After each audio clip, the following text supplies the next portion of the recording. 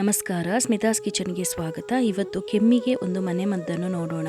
ಮೊದಲು 1 ಅಳತೆಯ ಬಿಳಿ ಕಲ್ಲು ಸಕ್ಕರೆಯನ್ನು ತೆಗೆದುಕೊಳ್ಳೋಣ. ನಂತರ ಅದೇ ಅಳತೆಯ 1 ಕಪ್ಪಿನಷ್ಟು ಕರಿಮೆಣಸನ್ನು ತೆಗೆದುಕೊಂಡು ಎರಡನ್ನು ಮಿಕ್ಸಿ ಜಾರಿಗೆ ಹಾಕಿ ನುಣ್ಣಗೆ ಪುಡಿ ಮಾಡಿಕೊಳ್ಳಬೇಕು. ಈ ಪುಡಿಯನ್ನು 1 ರಿಂದ 2 ವಾರಗಳ ಕಾಲ ಸ್ಟೋರ್ ಮಾಡ್ಕೋಬಹುದು.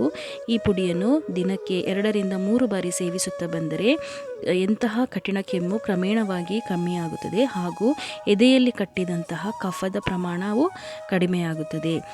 ಈ ಪುಡಿಯನ್ನು ತಯಾರಿಸಲು ಕೆಂಪು ಕಲ್ಲು ಸಕ್ಕರೆಯನ್ನು ಕೂಡ ಬಳಸಬಹುದು.